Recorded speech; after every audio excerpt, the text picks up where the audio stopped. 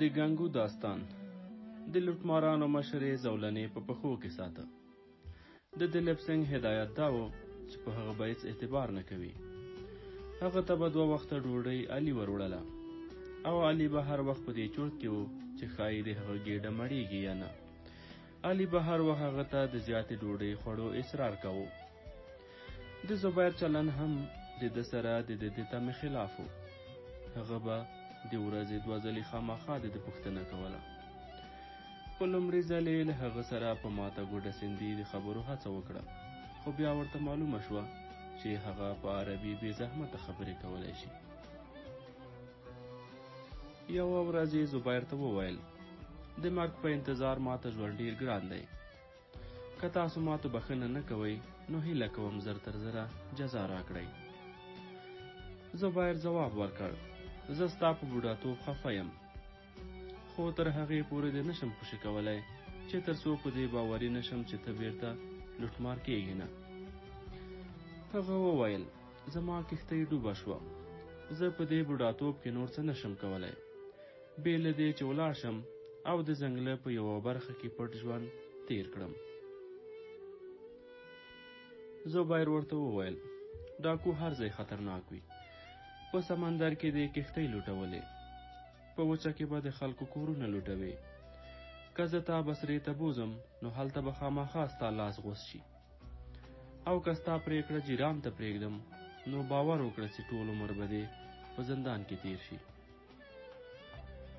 د لوټمارانو مشر ورته وویل: زه ستاسو د حکومت په باب نه پوهېږم، خو د دې بل حکومت ماته د سزا راکولو حق نه لري. زبیر حیران شو او ویل: ولې؟ د لوټمارانو مشر ورته وویل: هغه دا چې دا 2 کاله چې زه په سمندر کې په کښتیو څه کوم، همغه کار د سند راجا په تخناس کوي. توپیر یوازې په دې کې دی چې د ده مامورین غریب خلک لوټوي او زما ملګري د وړوکو کښتیو پر ځای لویې کښتۍ لوټوي. زموږ کسب یو دی، یوازې په نومونو کې مو فرق دی. زه یو ډاکو یم او هغه یو راجا. د ده په څېر د ده پلار هم یو راجا و، خو زما پلار زما په څېر یو ډاکو نه و. زه به هم ډاکو نه وم، خو که په ما ظلم نه وای شوی. خیر، دا خبرې نور نه کوم، اوس د دې خبرو وخت نه دی. ته غالب یې او زه مغلوب، خو دا یوه هیله در څخه کوم چې ما د سند حکومت ته مسپارئ او هر ډول جزا چې راکوئ په خپله یې راکړئ. زبیر وویل: په تا څه تیر شوي اورم یې.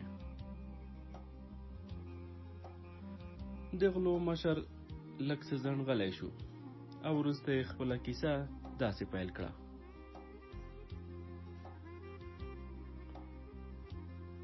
زما نوم ګنګو دی. د سند د دریاب په څنډه په یوه وړوکي کلي کې زیږېدلی یم. زه مې د پلار په څېر یو کب نیونکی وم. په 20 کلنۍ کې مې له سره د پلار او مور سیوری لرې شو. زموږ په کلي کې یوه نجلۍ وه، نوم یې لاجو و. هغه ډېره ښکلې وه. خلکو به هغه ښاپېرۍ بلله. د کلي ځوانان هر یو د هغې په ځوانۍ سر ورکولو ته تیار و، خو د دې مینه او انتخاب زه وم.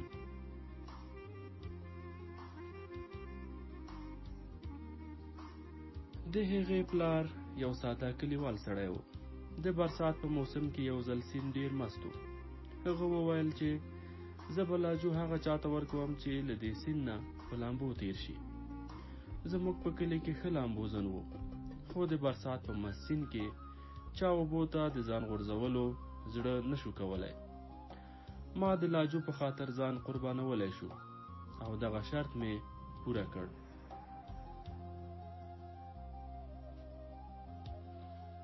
څو ورځې وروسته زما او د لاجو واده ترسره شو. موږ دواړه خوښ وو او ډېر وخت به په کښتۍ کې وو. ما به کبان نیول او هغې به ډوډۍ پخوله. د شپې به موږ په خندا خندا او سندرو کې د ستورو لاندې ویده کېدو. هغه هم عجیبې شپې او ورځې وې. ګنګو دومره وویل او په سترګو کې یې اوښکې راغلې. تر ډېره ځنډه یې سلګۍ وهلې او بیا یې خپل داستان ته دوام ورکړ.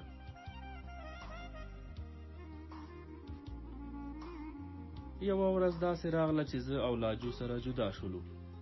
ما ته دا نه وه معلومه چې ما غوندې یو غریب او کمزوري سړي لپاره ښایسته ښځه ګناه ده.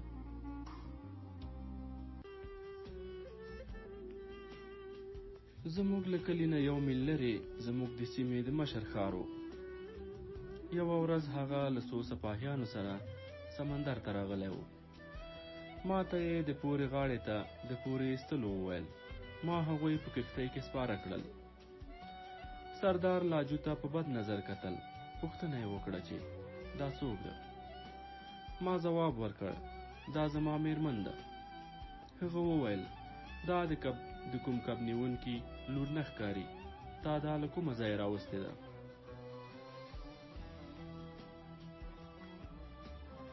ما هغه ته څه ونه ویل چې بلې غاړې ته ورسېدو.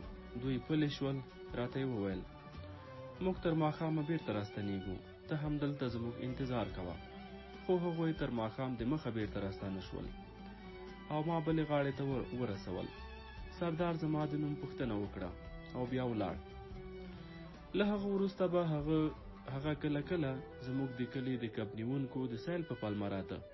د کلي خلک په دې خوښېدل چې سردار یې ورسره تله راتله او راشه درشه لري. خو لاجو یو ورځ ما ته وویل چې د هغه نیت ښه نه ښکاري. هغه ما ته ډېر په بد نظر ګوري. یو ماښام د پخوا په شان لاجو په کښتۍ کې ډوډۍ پخوله. سردار پاس سپور راغی او ویې ویل کله تا سره تازه کبان وي رایې کړه. ما لږ مخکې 2 کبان نیولي وو. هغه مې ورته وړاندې کړل. هغه ما ته وویل چې را سره یې یوسه. ښار لرې نه و. ما لاجو ته وویل چې د ډوډۍ تر تیارولو زه بیرته را رسېږم. زه د هغه په آس پسې روان شوم چې په لاره کې د بوټو له منځ نه 2 تنه راووتل او په ما یې برید وکړ.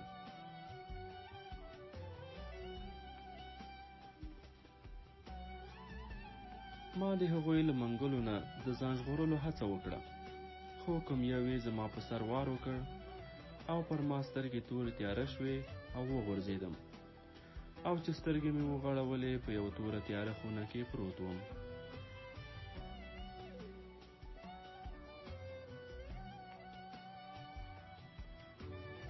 دوه ورځې وږی تږی ټپي هلته پروت وم.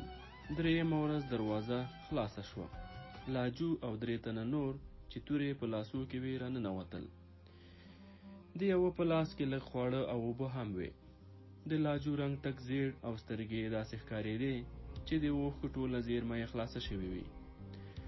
چې سترګې مې پرې ولګېدې لږه لوږه او تونده مې هېره شوه. زړه مې غوښتل چې ورمنډه کړم او په غېږ کې یې کلکه کړم. خو زما لاسونه او پښې تړلي وو. لاجو سپاهیانو ته وکتل او هغوی زما لاس او پښې خلاص کړل او بهر ووتل. ما لاجو ته وویل لاجو دلته څه کوې او څه ډول راغلې؟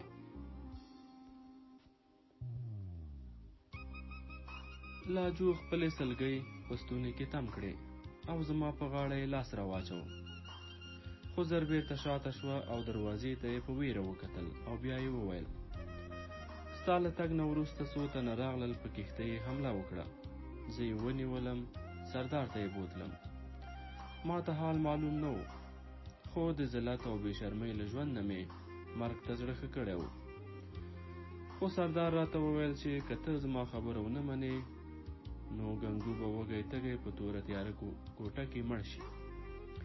زه ستا په خاطر مجبوره یم. اوس به د هغه خبره منم. ګنګو ته ولاړ شه. نور زما د ابرو په بیه آزاد یې. ما ته داسې ښکاره شوه چې لاجو ته د محل ژوند د یو غریب کب نیونکي ژوند سره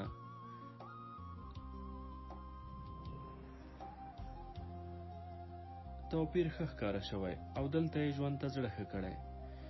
نو بدې ردې مې ورته وویل. ښه مې ورټله او 2 څپېړې مې په دې ظالمو لاسونو د هغې په مخه ور حواله کړې. خو هغه د بت په څېر ولاړه وه او دا هر څه یې وزغمل. یوازې دومره یې وویل زه به د بې عزتۍ په ژوند مرګ خوښ کړم. خو زه دلته د دې لپاره راغلم چې ته ماته تر ځان ګران یې. د بګوان په خاطر ولاړ شه، له موقع نه ګټه واخله. بیا به دغه فرصت هم نه وي. امکان لري چې ته آزاد شي، ما به هم د دې ظالم له منګولو وژغورې.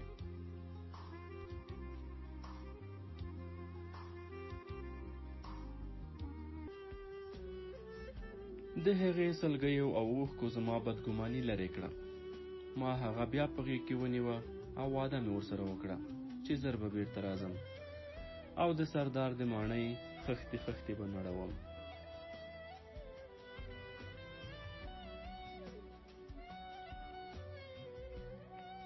د زندان ور خلاص شو. د صفایانو پر ځای هغه ظالم پاچا راننوت. د هغه په لاس کې که لوڅه توره نه وای نو ما به حمله پرې کړې وه. هغه لاجو ته وویل اوس ووایه څه پرېکړه دې کړې ده؟ د ژوند پرېکړه ستا په لاس کې ده. لاجو ځواب ورکړ که زه ستا شرط ومنم د دې ثبوت به څه وي چې ګنګو له ښاره روغ ووځي. هغه وویل زه واده درکوم.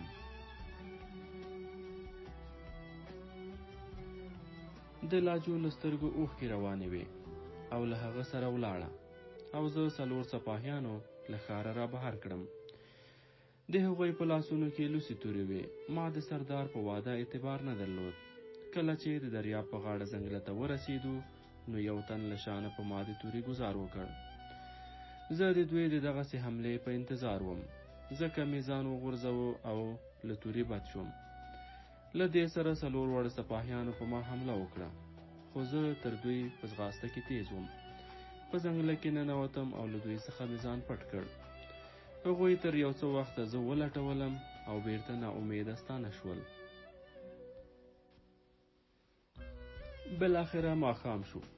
زه غلی غلی د دریاب څنډې ته ولاړم. ومې لیدل چې کښتۍ مې اور اخیستی او د سیند پر څنډه هغه 4 سپاهیان ولاړ دي. دغو پیښو له ما عاجز بندنه یو سور لیوه جوړ کړ. کلي ته مې منډه واخیسته. په غږ کې مې یو ځانګړی تاثیر و چې د سترګو په رپ کې ځوانان له تبرونو سره راووتل او را سره ملګري شول. چې موږ یې ولیدو سپاهیان ورخطا شول او د تېښتې نیت یې وکړ. خو موږ د تېښتې لارې پرې بندې کړې. 4 واړه مو ونیول، ومو وژل او سیند ته مو واچول. تر نیمې شپې پورې د کب نیونکو له 25 کلونو نږدې 200 ځوانان وسلوال تیار شول او د ظالم سردار په محل ورختلو ته چمتو شول. خلک لا پخوا د دې ظالم پاچا د ظلمونو نه تر پوزې راغلي وو. د شپې په وروستۍ برخه کې پر ماڼۍ ور وختو. څوک د ده د ملاتړ لپاره راونوتل. څو سپاهیانو یې لږ ډېره مقابله وکړه، خو زیات یې وتښتېدل او د خلکو په کورونو کې پټ شول. بالاخره سردار مو ژوندی ونیو. ما د لاجو پوښتنه ترې وکړه. هغه د هرې پوښتنې په باب یوازې دا ځواب راکوه چې زه بې ګناه یم. د باګوان په خاطر ما پرېږده. ما هغه ته د اور لرګي ورنږدې کړل او اخطار مې ورکړ چې ژوندی دې سوځوم، لاجو راوښیم. هغه زه د ماڼۍ یو څمڅې ته بوتلم. هلته د لاجو مړی پروت و. زما له خولې کریکه ووته او ومې ویل چې ولې.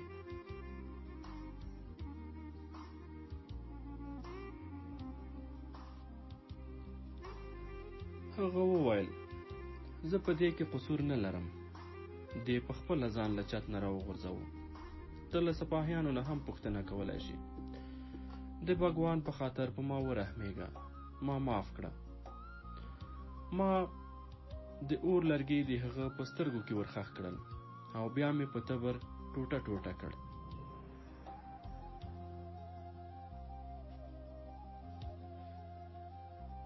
له دې پیښې نه وروسته زه یو ډاکو شوم. زما په زړه کې د چا لپاره رحم نه و.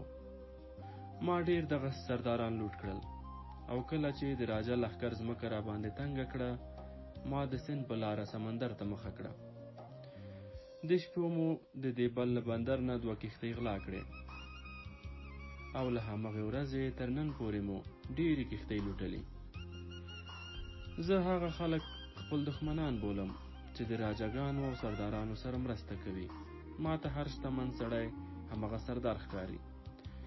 ما ته په هر لوی محل کې د لاجو غوندې مظلوم نجونو ارواوې د انتقام او بدل فریاد کوي.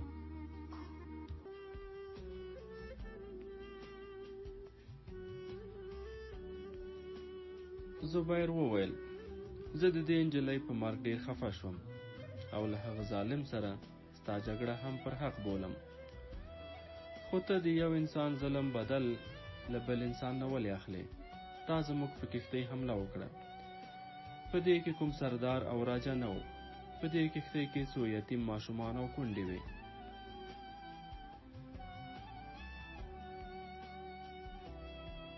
ګنګو ځواب ورکړ زه په دې افسوس کوم، خو په هغه بله کښتۍ کې د سرانډیب د راجا بیرغ رپېده او تاسو د هغه کومکي وئ.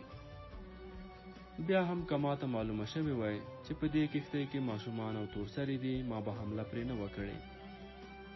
څو میاشتې کېږي چې ما په دې سمندر کې ستاسو د هېواد یوه کښتۍ ولیده او ما هغه یوازې د دې په خاطر پرېښوده چې پر نارینه‌و سربیره تورسرې هم پکې وې.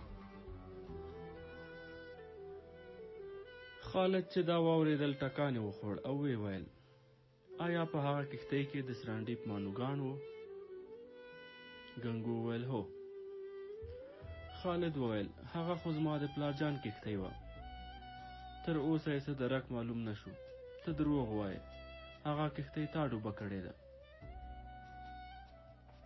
ګنګو ځواب ورکړ که ما کښتۍ ډوبه کړې وای نو ما به اوس تاسو په مخ کې د هغې یادونه نه کوله. خالد وویل په هغه کښتۍ کې پیلان هم وو؟ ګنګو وویل هو. خالد وویل تا ته د دې درک نه دی معلوم چې هغه چیرته ډوبه شوه؟ ګنګو وویل نه، ما ته دومره معلومه ده چې هغه د بل تر وغره مټه رسېدلې ده. زبیر بیا پوښتنه وکړه په دې سمندر کې ستا نه پرته د لوټمارانو کومه بله ډله هم شته؟ ګنګو وویل هو. زبیر وویل آیا دا امکان لري چې د بل حاکم هغه کښتۍ لوټ کړې وي؟ ګنګو وویل هو. ما مخکې هم عرض وکړ چې د وچې ډاکوان د سمندر له لوټمارانو ډېر بې رحمه دي. له دې خبرو وروسته له ګنګو سره د زبیر علاقه زیاته شوه. جیران په عجیب کشمکش کې راګیر و. د زبیر په څېر د ګنګو داستان پر هغه هم تاثیر وکړ، خو د یو وفادار سپاهي په څېر راجا یې له انتقام نه لوړ باله. هغه چاته د دې حق نه ورکوه چې د راجا په خلاف د جګړې اعلان وکړي. خو بیا هم چې زبیر له ګنګو نه د آرام اوسېدو وعده واخیسته، وروسته یې د هغه زولنې لرې کړې، خو جیرام کوم اعتراض ونه کړ. څو ورځې چې ګنګو له زبیر سره تېرې کړې، په خیالونو کې یو عجیب بدلون احساس کړ. زبیر په څو مجلسونو کې د روم او ایران پر خلاف د مسلمانانو د جهاد کیسې وکړې او دا یې ورته وښوده چې په دنیا کې یوازینی دین اسلام دی چې د ظلم او ستم حکومتونه ړنګوي. ګنګو د لوټمار ژوند له غوره کولو وروسته له ټولنې او هر ډول عقیدې نه ځان لرې باله. هغه ته دنیا یو داسې لوی ډنډ و چې لوی کبان واړه کبان پکې خوري. هغه ځان وړوکی کب باله او له هر لوی کب سره یې جګړه کوله. د مسلمانانو سره د ده د خواخوږۍ تر ټولو لومړی سبب دا و چې هغوی هم د لویو کبانو پر خلاف جهاد کاوه. یوه ورځ زبیر هغه وپوهاوه چې ته د ظلم په خلاف جګړه کوې، خو ستا وسله د خپل دښمن له وسلې سره هیڅ توپیر نه لري. هغوی ستا کښتۍ سوځولې او ته د هغوی کښتۍ سوځوې. د دواړو اصول ظلم دی. لکه چې ډېر بې ګناه مظلومان د هغوی د ظلم ښکار شوي دي، همدغسې ډېر بې ګناه ستا د ظلم له لاسه هم کړېدلي دي. ته پخپله هم په دې اعتراف کوې چې په تاسو دواړو کې هیڅ فرق نشته. له تاسو دواړو سره د عادل انصاف او امن لپاره څه قانون او لار نشته. او تر هغه وخته چې ستاسو له یو سره داسې قانون نه وي، نو ستاسو تورې به یو له بل سره په ټکر کې وي. تورې به مو پسې شي، بدلې به یې کړئ او جګړه به مو جاري وي. که مو توره ماته شي، بله به اوچته کړئ، او که یوه لیندۍ مو ماته شي، بله به راواخلئ. خو د ظلم په خلاف د حق او عدالت لپاره جنګېدونکی انسان د خپل حریف توره پڅوي نه، بلکې د تل لپاره یې ترې اخلي. د ایران او روم پاچاهانو د مسلمانانو بری د ظلم او ستم په خلاف د حق او عدالت بری و. د ایران، شام او مصر هغه خلک چې پرون د حق د لښکرو په مقابل کې تورې کښلې وې، نن د حق له لښکرو سره یو ځای په افریقا او ترکستان کې د ظلم د ځواکونو په ماتولو پسې راوتلی دي.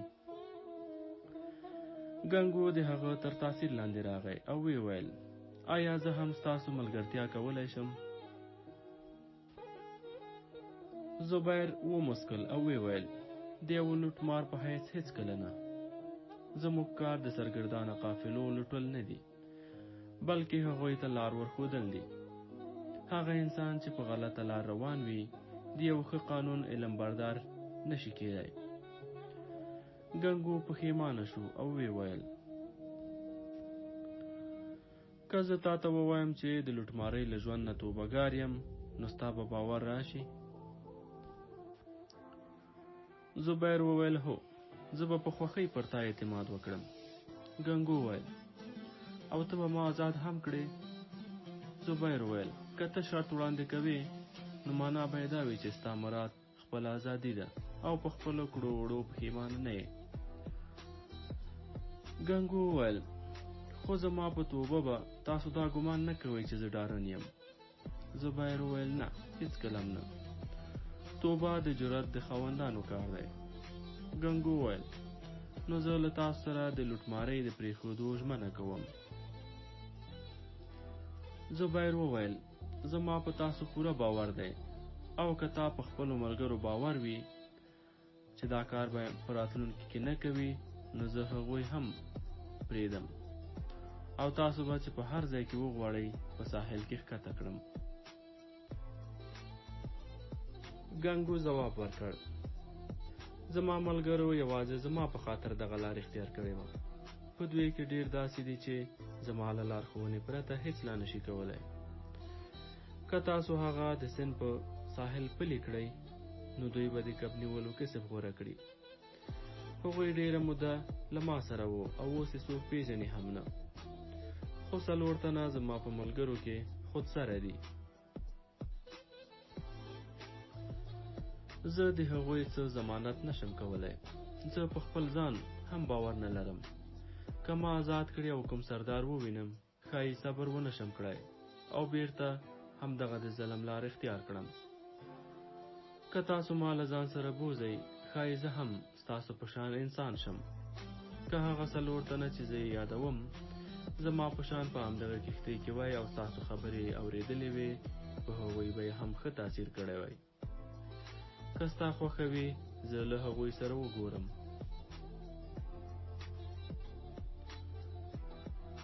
سبا ته کښتیو د یو ټاپو په څنډو لنګر واچوو. زبیر له ګنګو سره د دلبسنګ کښتۍ ته ورغی. ګنګو په سندي ژبه خپلو ملګرو ته لږ خبرې وکړې او هغوی ته یې د پرېښودو زیری واوروه. هغوی چې د خوشي کېدو زیری واورېد، څېرې له خوښیو ډکې شوې. خو چې ګنګو ورته وویل چې له لوټمارۍ څخه وروسته زه له تاسو څخه جلا کېږم، یو شمېر یې ډېر زیات خفه شول. ګنګو یو په بل پسې له یو نه سوګند واخیست چې نور به لوټماري نه کوي. ټولو ومنله، خو 3 تنه مذبذب وو او یو بل ته یې کتل. په دوی کې یو هغه و چې نیمه یې سر، ګیره او بریتونه یې د دلبسنګ د سپاهیانو لخوا تراشلي وو. ګنګو هغوی ته وکتل او ویې ویل: کالو، داسو او موټي، تاسو 3 واړه به یو څه وخت له ما سره پاتې شئ. له دې نه وروسته یې زبیر ته مخ ور واړاوه او ویې ویل: زه د دې نورو د آرام اوسېدو ضمانت کوم. زبیر بیا د لپسنګ ته لږ څه وویل او بیا یې خپلو سپاهیانو ته د هغوی د زنځیرونو د خلاصولو امر وکړ. کالو، داسو او موټي له ګنګو سره د زبیر کښتۍ ته راغلل. د داسو د عجیبې بڼې په لیدو سره عرب پې راټول شول. علي بې اختیاره په کړس کړس وخندل او د ښځو د خبرولو لپاره یې منډه واخیسته. او چې بیرته راوګرځېد، هاشم او څو نور هلکان هم ورسره وو. خلک ټول د هغه په لیدو حیران وو. هاشم ورنږدې شو، په معصومانه لهجه یې ترې وپوښتل: ستا په چپ مخ ویښتان نه دي شنه شوي؟ ټولو عربو وخندل. د علي خندا له ټولو اوچته وه. ګنګو په خندا هاشم په غېږ کې اوچت کړ. خالد زبیر ته وویل: ناهید فکر کوي چې ګنګو ته د پلار د کښتۍ درک خامخا شته. هغه په خپله له ګنګو نه څو پوښتنې کول غواړي. زبیر وویل: زما په ګمان خو د ګنګو په خبرو باور کول پکار دي. خالد وویل: خو ناهید وایي چې که هغه ته څه معلومات نه وي هم زموږ سره څه مرسته کولی شي.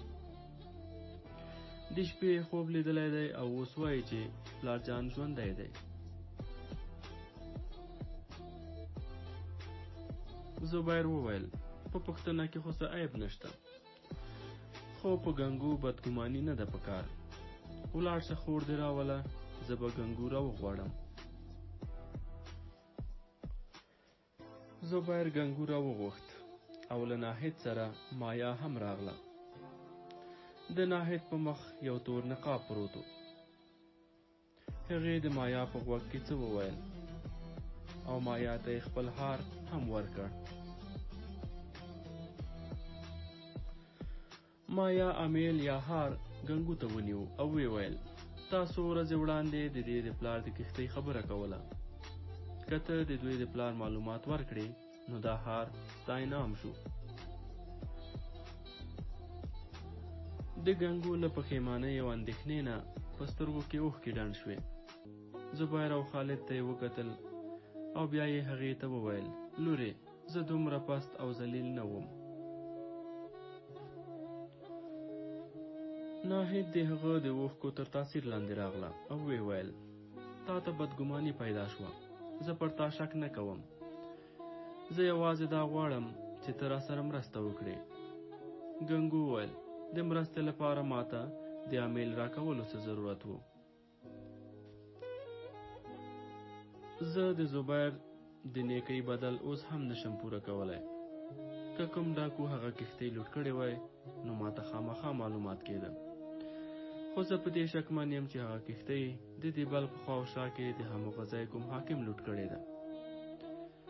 ناهید وویل: زما زړه ګواهي راکوي چې زما پلارجان ژوندی دی.